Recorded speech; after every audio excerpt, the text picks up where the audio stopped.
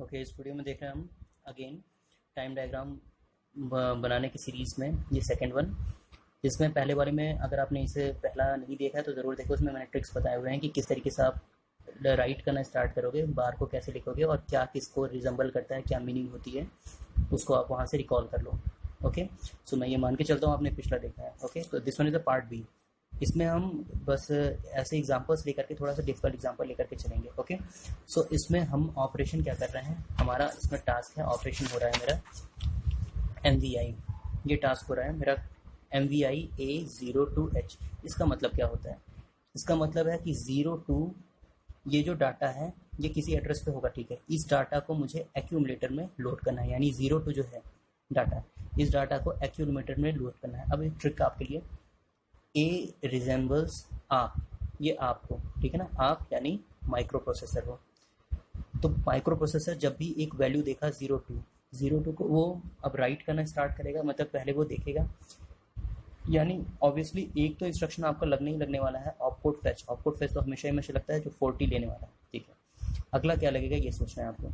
अगला जब ये 0 to डाटा लिया, अब एक्यूमुलेटर यानी आप यानी माइक्रो प्रोसेसर जब लिया तो उसको ऑपरेशन करना पड़ा इसे देखने का, यानी इसे पढ़ने का। मेमोरी रीड करना पड़ा तो अगला ऑपरेशन हो मेमोरी रीड। लेकिन उसके बाद से ला करके ऐसा काम कुछ नहीं होने वाला है कि वो ला करके माइक्रो प्रोसेसर खुद अपने आप लिखने वाला है, ऐसा कुछ नहीं होता है। आप अपने आप के ऊपर नहीं लिखते हो तो ऐसा कोई टास्क नहीं होने वाला है कि माइक्रो प्रोसेसर खुद अपने आप ऊपर लिखने वाला है, तो ऐसा कुछ नहीं होता है। तो सिर्फ यही दो ऑपरेशन होते हैं। ओके, समझ लो, माइक्रो प्रोसेसर खुद अपने ऊपर कुछ नहीं लिखने वाला है।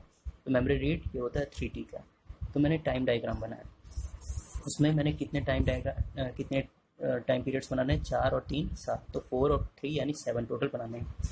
तो ये देखो आप, टोटल 7 बनाने हैं। ओके, तो 7 इंस्ट्रक्शन के लिए मुझे ये प्रोसीड करना है। तो देखो 1 2 3 4 ये ऑपकोड फेच के लिए, और 5 6 7 ये हो गया मेमोरी रीड के लिए। ऑपकोड फेच में हमने फिर वही पैटर्न बनाना है, मैंने बताया था। पैटर्न मेरा क्या होगा मैं फिर से बता देता हूँ। AD8 से A15, AD0 से AD7, ALE read write input output और मेमोरी।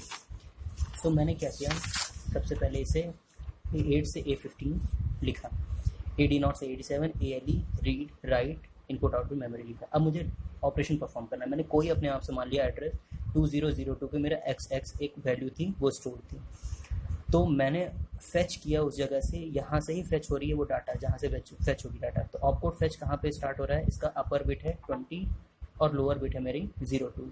ओके, तो ये ऑपरेशन हो रहा है लोअर बिट और अपर बिट के लिए। तो मैंने फेच किया 20 अपर बिट के लिए, तो ऑपकोड पे अपर बिट A8 से A15 पे मैंने 20 लिखा है। मेमोरी रीड, अब जैसे ही ऑपकोड फेच होगा वो अपने आप स्टैक पॉइंटर जो है, प्रोग्राम काउंटर जो है वो अगले पे स्विच कर देगा 03 पे। तो 02 से 03 आ गया। इस कंडीशन पे हाई बिट है 20, तो मैंने इसमें मेमोरी रीड के लिए भी लिखा 20। अब लो बिट पे आते हैं। लो बिट में कौन सा डाटा है, डाटा बस है। डाटा बस में अगेन दो लोग होंगे डाटा बस में, एक होगा एड्रेस और एक होगा डाटा। तो एड्रेस और डाटा दोनों आएंगे। एड्रेस इसका पहले वाले का क्या है 02, ओके, और दूसरे वाले का 03। तो मैंने एक पीरियड में, मैंने बताया था पहले में, एक टाइम पीरियड के लिए 02 इसके लिखा, एक टाइम पीरियड के लिए इसके 03 मेमोरी रीड को लिखा। ओके, अब इसको देखो ऑपकोड फेच के लिए, यहाँ पे वो डाटा कौन सा था, XX था, तो मैंने बाकी 3 के लिए लिख दिया XX। यहाँ पे डाटा कितना था 02, तो मैंने बाकी 3 के लिख दिया 02। ओके, ALE के लिए ऑब्वियसली एक ट्रिक था, जब भी डाटा आता है, डाटा बस आती है तो उसको हाई करना है, बाकी सबके लिए लो। फिर यहाँ डाटा बस आई, हाई करना है, बाकी सबके लिए लो। रीड एक्टिव लो है, तो जब भी रीड ऑपरेशन हो रहा होगा तो मुझे लो दिखाया। तो देखो रीड ऑपरेशन कब होगा, जब डाटा को मैं रीड करूँगा तभी होगा, एड्रेस के लिए तो कोई रीड ही नहीं होगा। तो मैंने इसे शुरू में हाई रखा, जब ये डाटा आया मेरा तो यहाँ से यहाँ तक के लिए मैंने उसे लो कर दिया। ओके, फिर मैंने यहाँ हाई रखा, यहाँ से यहाँ तक के लिए ये पूरा लो है। ओके, अब राइट ऑपरेशन कब हो रही है, थ्रू आउट कहीं राइट ऑपरेशन हो ही नहीं रही है। बस मेरा वो कह रहा है, ये इंस्ट्रक्शन बोल रहा है कि move immediate 0 to value to the accumulator. तो मुझे राइट ऑपरेशन करना नहीं है, थ्रू आउट मैंने इसे एक्टिव हाई रखा।